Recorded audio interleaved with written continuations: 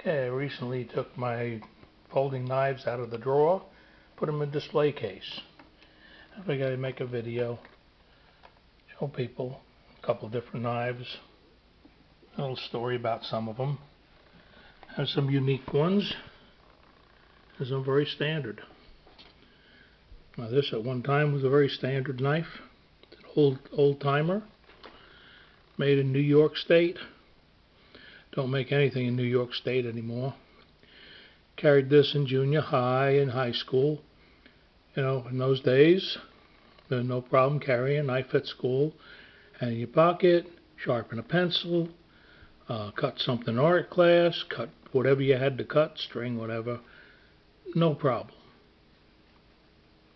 No problem at all. Not like today.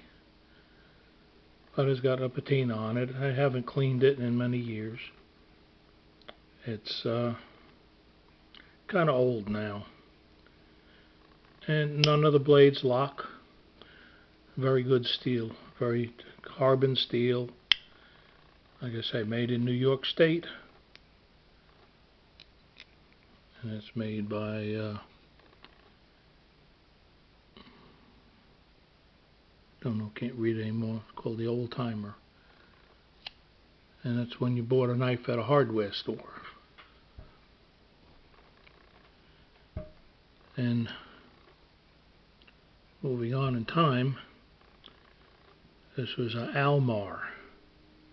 This is when Almar first started making for the Seiki company, made in Japan. Till then, you had Japanese knife was just crap, soft metal, and just all the Japanese tools just garbage. And times have changed now. For me, beginning with this knife, excellent steel, excellent craftsmanship, polish, fit, finish, walk and talk, everything perfect. Carried this for years. And then I stopped carrying it. That's paper micarta for the handle, all stainless. And moving on, we have this. This is a Gerber Guardian. Sharp as a razor. I carried this for years, horizontal on my belt, in the sheath. And in those days, a double-edged knife was not illegal. It was just a knife. Any sort of non-folding knife was perfectly legal, especially the short blade. It's even legal in New Jersey. But I stopped carrying it now. They made it all illegal.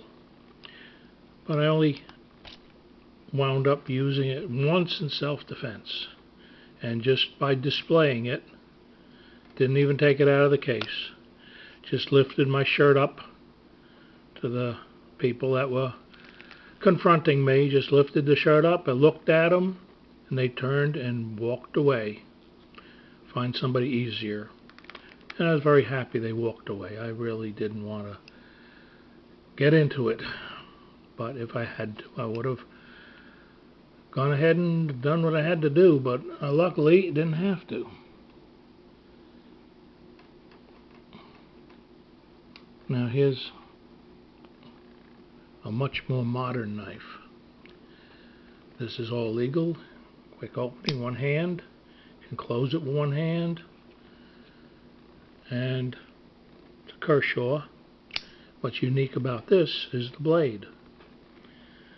It's made in two parts. This part's D2, which is a tool steel. It's a bit brittle, but it's the tool steel that's used for cutting steel. And it's got a stainless on the back. Laser cut in a pattern, and a matching pattern, and laser welded together. Very, very unique knife. I like it. Didn't carry it very much. Didn't want to wear it out because it was expensive and unique. Just carried it a little while, put it in the drawer. And I like the knife a lot. Once in a while, show it off. But then you get into switchblades. Now, I never carried these. They're illegal in too many places, and if you ever need them for anything, it will not go good in court. And this is an Italian one, with a fairly good quality, and opens with a snick. It locks, and with the movies and everything, it's just got such a bad connotation that it's not something you want to carry. However, it's nice to have in a collection, and it's handle material is plastic, made with stainless. I don't know how good the steel is. I'm not going to try it. Not going to test it, and it's made in Italy. And I have another switchblade. This is made in China. And to me, the craftsmanship is a lot better. It's a prettier knife. Works very well. Flawless grind. Everything is very good. I don't know how good the steel is. It just says stainless on it. But I keep it in collection. And I never carry it. Again, because of legalities and for whatever reason. It's illegal in so many places, and it looks so bad in the movies. But like I say, it's nice to have. And you get into other knives. This one is Camillus, and it's very sharp. Camillus Heat, aluminum handle, has robo power on it, and it's made in Taiwan. Excellent steel. Never been able to break it. Cut and cut, wore the finish off it cutting so much. Now, I had a safety dweeb come out to me in the shop. Well, it called us all together. It's got these new gloves where you guys aren't going to get cut anymore, working with sheet metal. And I said, oh no, I know what he's got. Got the Kevlar gloves. Now, I'm familiar with Kevlar gloves. I got a couple pairs.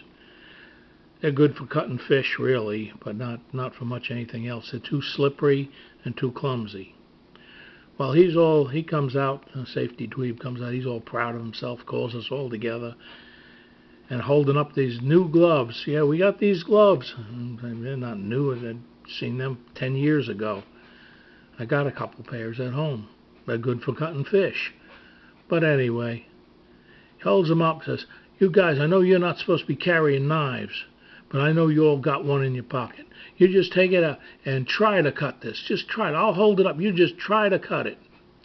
So me being the wise guy that I am, and knowing my knife, this is a tactical knife. It's made for going through Kevlar. So I take it and I open it up. I don't flip it open. You know, it's a flip. I just open it. Okay. And I take it and I poke it through the glove and slice it like it's tissue paper. His mouth drops open, and he said, but, wasn't it hard to cut? I said, no. And he went back into his office, didn't see him again for a year, so that was pretty good. I enjoyed that. Now this is the only custom handmade knife I have. Well, the folder, only custom handmade folder I have. And I got this at a gun show 25 years ago. And it's made kind of like a straight edge razor, the way the folding mechanism works. And when you're using it, it's not going to fold up on you because you got this under your hand.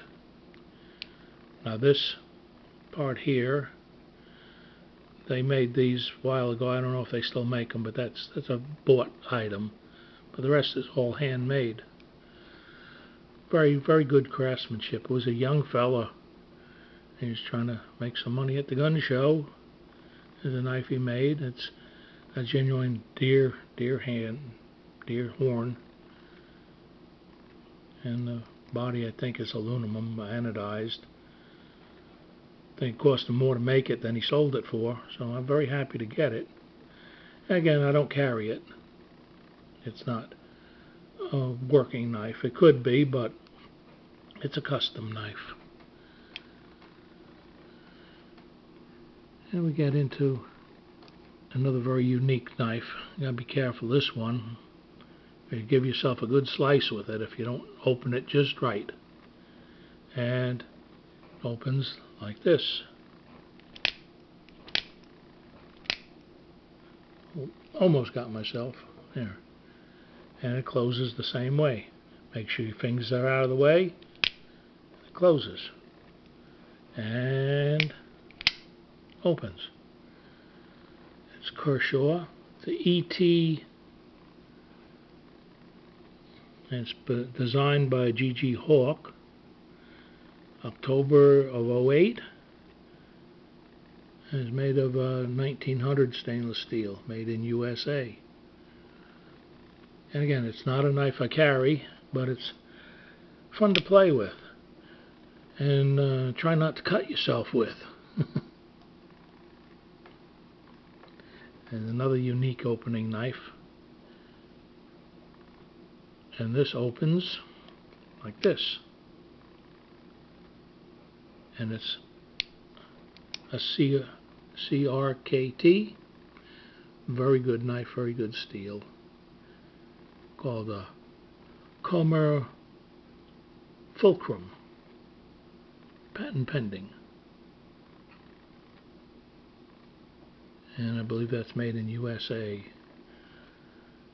This is before CRKT started getting stuff made in China and all around the world. Before they got big, when they're just starting. Got this in a little nice knife shop in Pennsylvania called Country Knives. Got several knives from them. And it's, I believe the handle's only plastic. It's a pretty handle, but it's not. It may be mother of pearl, but I don't think you get this color from mother of pearl. The rest is stainless and aluminum. And here's a Damascus made by Boker. And that is a standard liner lock.